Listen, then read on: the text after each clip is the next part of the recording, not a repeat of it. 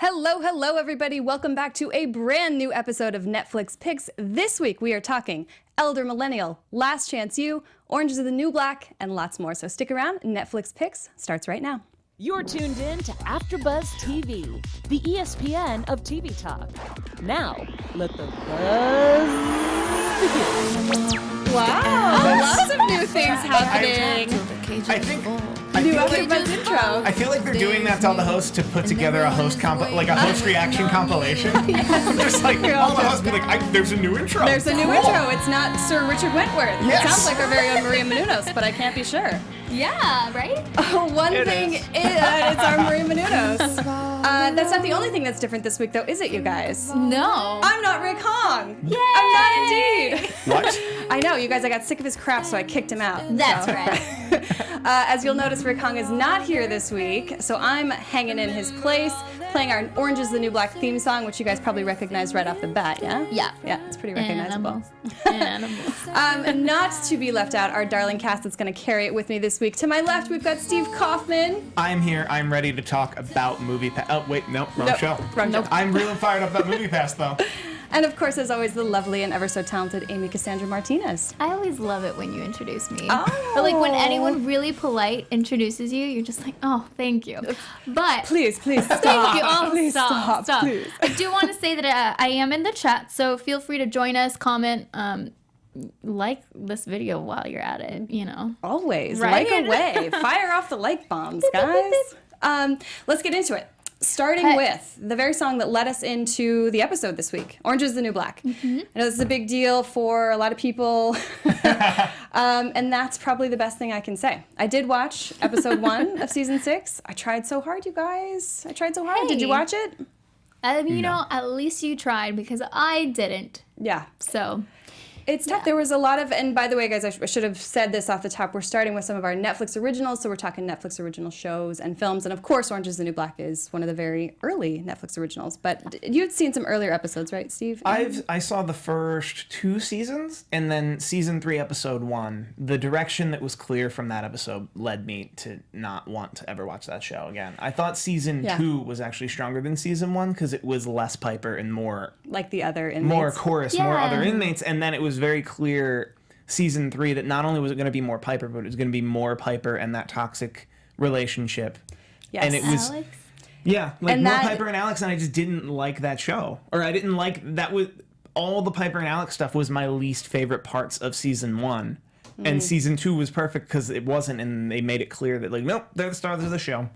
Yeah, well, so basically, season 6, it's like the Piper and Alex story continued. I watched only the first episode, and it was hard to get through. It was really weird, kind of bizarre. Like, it felt like, have you ever seen a show that feels like it's like an actor's playground, and they're just like doing acting exercises? Yes. That's what it felt like. It was very bizarre, unfortunately, because I really loved that show for seasons 1 through 3. I stuck through 3, and I hadn't watched it since, so I thought, I'm going to check on season 6, see what's up. It's a pass for me. Oof. Sorry, guys. Well, okay, I know we're going to get to this later, but this is one of those shows that I would like to revisit. I don't know when, because I have already revisited once. Where will you hop back in? What season will you be? You know, is it weird that I can't remember? It must have been 3. I vaguely remember 2. I feel like 3 is where a lot of people 2 dropped was off. great. Okay, then maybe I made it through 2. But you did watch something else this weekend that you liked, enjoyed? Tell us what you watched. Yes. Netflix original. Which one was that one? I'm in the chat. Hold on, guys. Last Chance U, yeah? Isn't that what you Yes, there we go. Thank you. Yes, that show. Yes, that one. We're all here. Yes, it's a touchdown. I would say. I see what you did there. Hey. Bada bing. For someone that's from Texas, I actually don't know that much about football, but this show is. I think you could watch it whether you love football or don't. So it's basically about small towns. This is like in its not even first season. Third, I think. Third, right? I think this was the 3rd season they just dropped. Because it's kind of confusing. They do it by city and then by parts. It's a little complicated, but this is actually pretty new. Like this one was for Indy. So yeah. Indy, like Indianapolis? Indianapolis. Yes. Or, I'm okay, not sure. Indiana? Yes. Or Indiana? Indianapolis is in Indy. Anyway, so dang it, geography. Yeah, but it was really nice. I honestly didn't make it through the whole thing, but each episode's like 40-something minutes. But I didn't get through it not because it's bad, but I just wasn't feeling it. But I was like, oh, this is so sweet. Like, I might come and revisit this one. But it's really nice. It's about the high school, and it's a really, really small town. And apparently that high school hasn't won a football game or like a championship, like a bigger, in a while. And apparently like that's a really big deal in that town. So it's talking about like how they can like rebuild it and just like move on. And it's so nice. I'm like, this is great. And just, you know, I think people can apply what they learn on the show with, I mean, all aspects of your life. Could you hop in on it if you hadn't been watching the show? Could you hop in on season 3 and understand what's happening? Yeah. Because I mean, I hadn't seen any of the other ones, and because it's a brand new city every single time, you're like, okay, you could easily watch 1, 3, 2, 3, 1, 2. Like it's fun. That's good. I like a good formulaic reality show that you could probably pick a random Last Chance U and just be like, cool, I'm into it. Yeah. Versus, a lot of people are comparing it, obviously not directly, but to, I think, the Hard Knocks series that I want to say was on HBO, and now I know Amazon has it, where they pick the training camp for one NFL team. Doesn't matter which NFL team. And it's usually around the off season, so right around now. And it's probably, you'll see it when it starts airing because it'll start trending on Twitter again, that people will just be like, yo, that Bengals training camp though. Yeah, exactly. Like the Bengals will get more pull for the Hard Knocks episode than the Bengals when like the regular game, season. Yeah, or like whatever. when week 1 when the games start happening and they're not winning. All I can say is regular season or whatever, because I don't know anything about sports, but I feel like regular season Regular is a real season thing. is a thing. Yeah, I thought they were like underprivileged kids or at-risk children, but did I make that up in my head? I think so. There's a version of that The Rock shows up in at the very top of it. I think is a documentary, and I was trying to find it, and it's not Gridiron Gang. It's like a real version of Gridiron Gang. Okay. Help me out in the chat, guys. I've been trying to find. If anybody has it. I think it was on HBO. Okay, well, let's move on to another show that I think the whole panel here watched, which I'm so excited about, and it is Iliza Schlesinger's Elder Millennial. It is Shlesinger. Y'all, oh my God, I could not recommend this highly enough. Let me hear what you guys thought.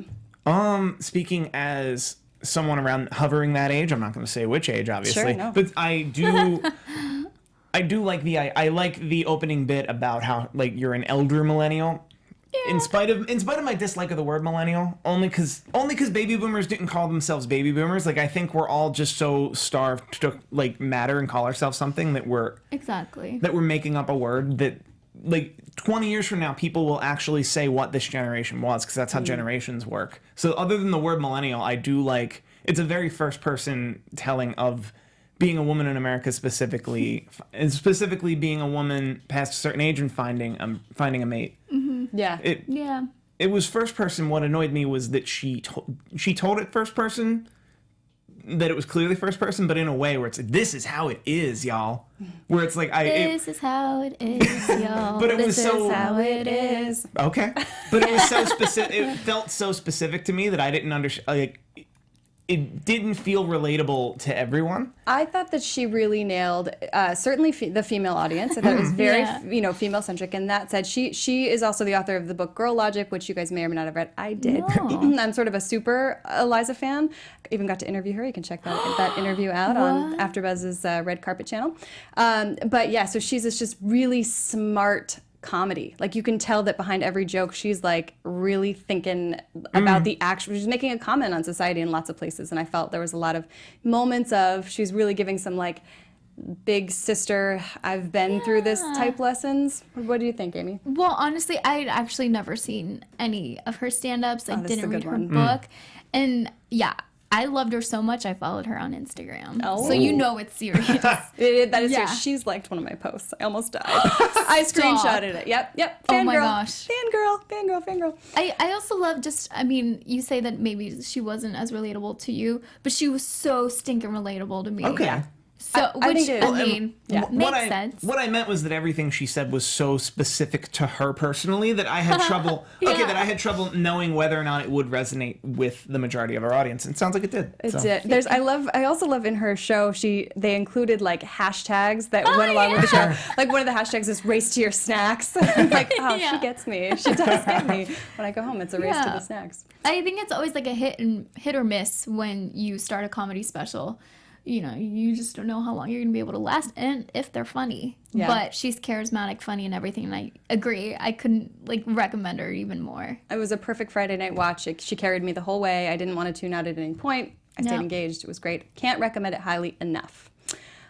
Steve, I think you have a little something to tell our audience, don't you? I do. Tell AfterBuzzers. us.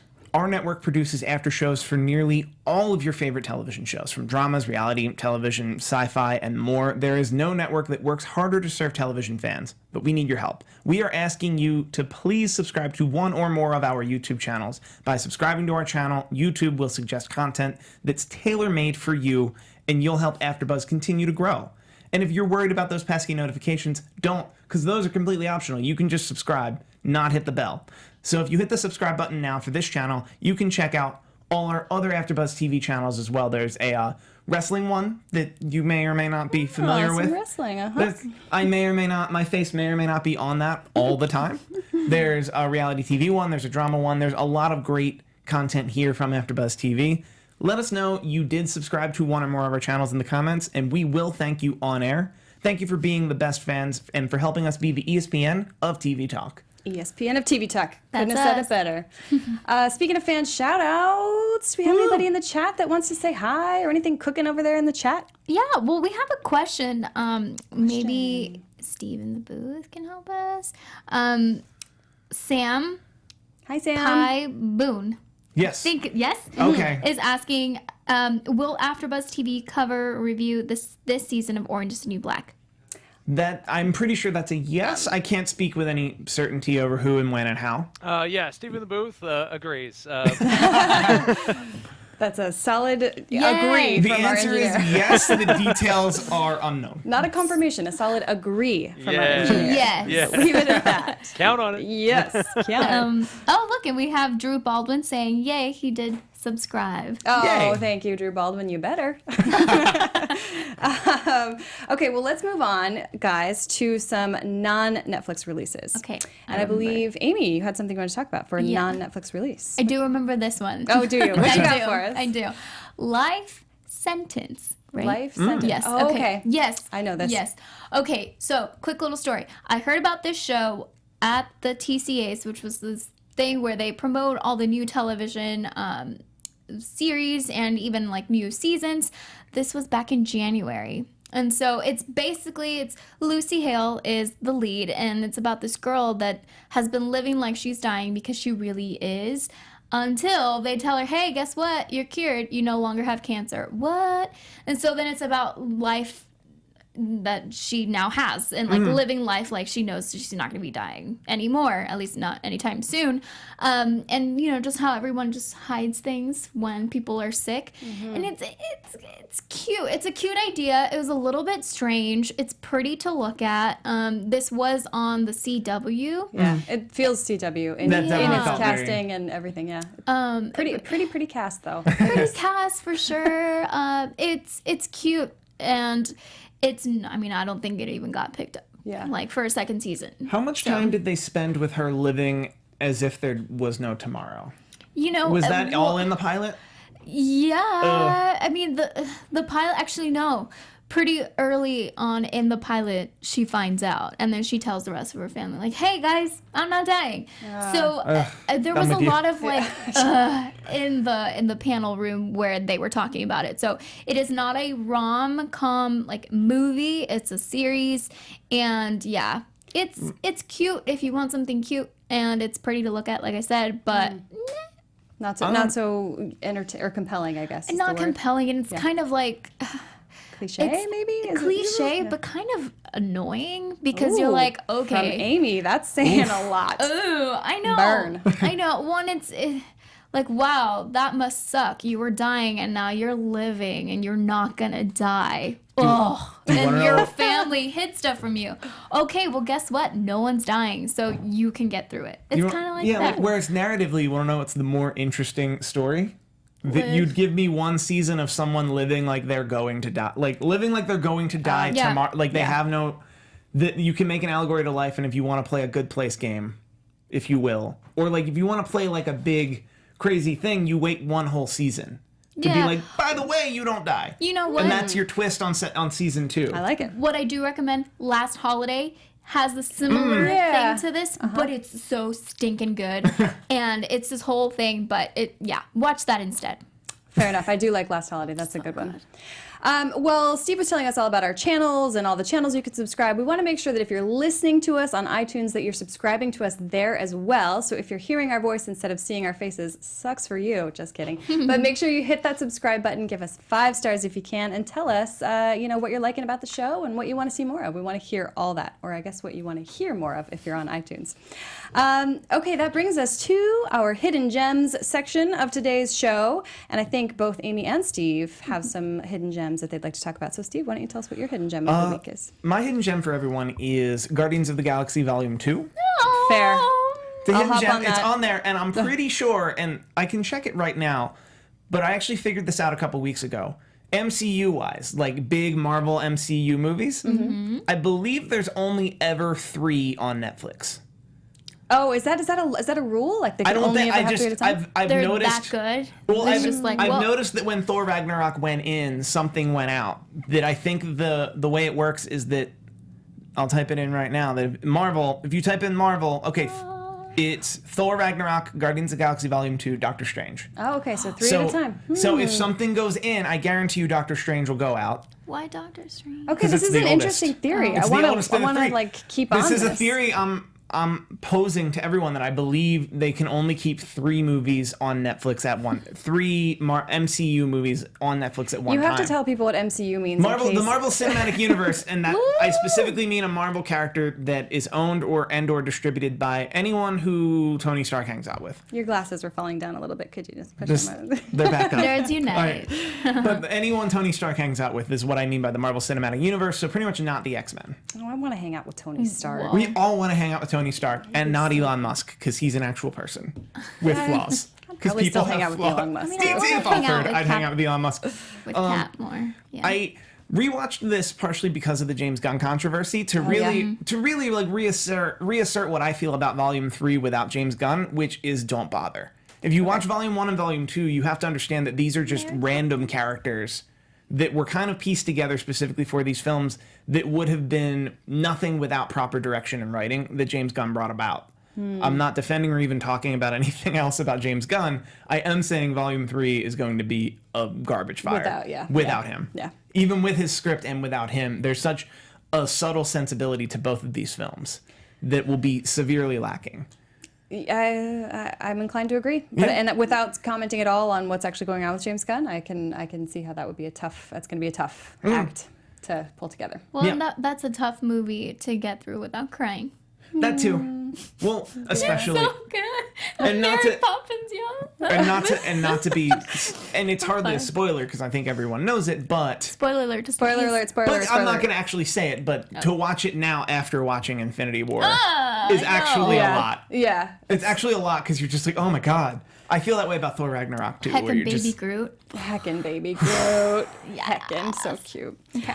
Amy, talk to us about what you watched. That was a hidden gem. Well, so it's not so much a hidden gem as it is a revisit. A revisit, fair. Yes. I have some big news for you guys. I finished Parks and Rec. wow. Wow, you did it. Yeah, I did. You did not mess around. I did not. Damn. And oh my gosh, was it amazing. I started watching The Office in the fall and I finished it like New Year's Day, New Year's Eve. And then I started Parks and Rec a little bit after that. And then now it's over. So I'm not going to 30 lie. Rock? I was, you know, You know what, though? It's not on Netflix. What? Oh, It's not on Netflix. I know. So it's on Hulu. What's going to fill that void for you? You have Arrested Development, maybe? I don't know. So I had to turn to a show that I had already started watching, and I stopped, and I started, and I stopped. But it's one of those where it's just like, I'm not a huge fan of chocolate, but it's one of those where you don't want too much chocolate at once. It's just like a delicacy. And it's Gossip Girl. Don't judge me. Gossip Girl. Amazing. Yeah, no. Like, okay, for someone that's obsessed with New York like I am, and for someone that didn't grow up in the Upper East Side, I feel like I can live vicariously through them, and it's not like some weird reality show, because, well, whatever. Yeah. And then I think Blake Lively, good for you. Yeah. Marrying Deadpool. Here we are. Married Deadpool, not Ryan Reynolds. Not just Ryan Reynolds, Deadpool. it's Deadpool. Yeah. Marrying Deadpool. So Yeah. definitely going to be watching that, and I've got like 2 more seasons left. I think I've seen a grand total of 1 episode of Gossip Girl, and Whoa. I don't know that adult me could really dig it. Because I didn't have cable when I was growing up, so I couldn't watch it probably when it was airing. I didn't watch it when it was airing either. Yeah. So I don't know if I could get behind it, but I do know that a lot of great actresses came from that show. So Leighton Meester, she's fantastic. Leighton Meester, and who's the other gal? Blake Lively, and there's one other. Maybe I'm thinking of Leighton Meester. She played Blair, right? Yeah. Yeah. Okay. That's If there was ever a show that on the outset doesn't feel for me in the slightest, Oh. it's probably Gossip Girl. Where I'm like, I mean, it's a hard sell for me know. to hit play. I mean, think. they're all really beautiful. It could be a fun, eye candy. I don't know. That's probably one reason to watch a show. I have something that's just going to tickle Rick Hong's fancy. I revisited a film that he had been suggesting that I watch, and I was really hesitant because I'm like, no, I don't want to do what Rick says.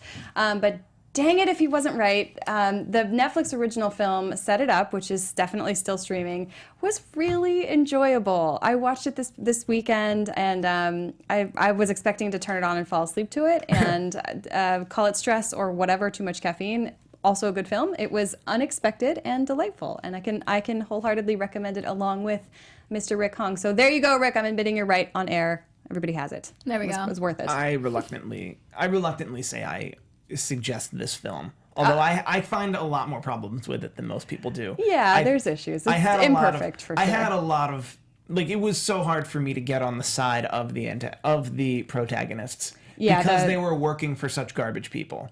I think they did a really good job of supporting the female character, Lucy Liu, who I've taken a spin class with, which was awesome. Oh my God, it was the hardest I've ever cycled in my life. I'm like, I'm Lucy Liu. That's crazy. But her character, I think, as flawed as she was, they did a good job of saying, like, the reason I'm so much of a tough personality is because I'm trying to train you. They did not do that with the male character. Although I felt I'm a tough person to train you is, I don't think that didn't resonate very well with me. Yeah. Because it felt more like, I think if I were to get a chance to rewrite this script, I think it would have made more sense to me if those characters had something internal in them that made them subservient to others versus dominant. Yeah. Where that's why when they got business degrees, instead of gravitating towards mailroom jobs that would have eventually even more easily worked their way up on their merit, they decided, no, I'm going to get close to the person and be subservient to them. And then they get annoyed when it's like, well, why don't they see me as a hard worker? There's lessons to be learned there too, though, Steve. They see I speak from experience. But they'll only ever see you as their assistant if all you're good at is being their assistant. No. Not true. Not true. I've done it. 2 against 1, we Done it. win. Oh. Yay! I'm a producer because I was an assistant to a producer. really, but Paying your dues, yo. But it was. Yes. But was it clear? Was it clear in communication always that it's Always, like I don't because want to do made this that. for? I made that very clear. That was But my then- job. but these they're- characters didn't. No, yeah, because it's a movie. Believe it or Okay. not. I'm saying, once again, if I had a chance to rewrite it, it would have been clearer. That's all I I'm need saying. to see it then. I haven't seen it. You haven't seen it? Oh, I thought you watched it. Oh, you should. You'll No. love it. You'll really enjoy it. It's very good. I wholeheartedly recommend it. And if Steve half-heartedly recommends, then I think you could watch it. Yeah. Okay, guys, on to the news portion. We've got a couple juicy tidbits of news in the Netflix world. Ooh. Oh, yeah. that means we're serious, you guys. The first thing I want to talk about is something that's been kind of big all over the internet today, or this week, excuse me. And this is a petition that has garnered over 100,000 signatures telling Netflix to take down Insatiable. Yes. This is a new show called Insatiable. We'll go ahead and put the link to the trailer in the description box of this show. But the show is called Insatiable. It's not out yet. Let's be very clear. Correct. There was a Thank you. trailer. There was a trailer, and then 100,000 people signed at change.org based on a trailer. Thank you. Yes. That's how you know. I don't agree with that. That they haven't even seen the show yet. Watch the show. No. Yeah. Judge the show on its merit. No, do better with your trailer. Because, okay, so here's the deal. Debbie Ryan, she has a fat suit on. People are picking on her. Bam, she gets her jaw wired shut. Then she comes back for revenge. And now she's really skinny and bad. Like, what the heck? What the heck? That's true. So stinking stupid. That's one version of the trailer. I searched around for a couple of other versions of the trailer, Okay. mostly because I was like, maybe we can show a quick version on air, and then I started to quickly realize every version of that trailer was still offensive to me. Yeah. But still, to Steve's point, it's a trailer. It's not the whole show. It's a trailer. Also, it's not a whole show. Not the whole show. Also, Netflix doesn't have to respond to the change.org trailer. No, they don't have to. Once again, I think But from what stupid. I saw of the trailer, I found it offensive as well. Yeah. But I'm pioneering for the freedom to release a crappy show. Like the freedom to Sure. release. Netflix has Yeah. the freedom to release an offensive show. Totally. And I think that's something that is getting lost a little in our world. And I think it's partly due to just an overcorrection in general. Also, I think our problem isn't with the show, because I think the show is accurately reflecting our culture. Our problem is actually with our culture. Well, and I will say that it's just a tired trope to begin with. Like, let's tell a different story. It's done. Is anybody in the chat chiming in about Insatiable? No. Okay, Do great. so now. Well, let's move on to our next news story, which this one is kind of, to me, I'm like, oh, of course Bayer has a problem. So there's a documentary that's out on Netflix called Bleeding Edge, and it's about this birth control called Assure, made by Bayer, is the parent company. And Bayer is not suing, but saying that that this documentary directly harmed the sales of Assure. They're laying the groundwork in newspapers so that when they sue a year from now, Yes. they can be like, we said it right here, right now, Which that is we're crazy losing sales. because it's only been on Netflix for less than a week. I know. So it's like That's that so documentary fast, hasn't guys. been out that long, and we've seen documentarians tell very slanted points of view, but that's what a documentary is. It's you get to say, you can tell stuff through a point of view. It doesn't have to, as long as it's facts, it can be told through Also, a point what of I've heard about this documentary was it's actually about a loophole in American law that allows for, so long as there's a loophole in American law that so long as a medical device falls under this archaic definition of a medical device, it doesn't have to go through rigorous scrutiny. I see.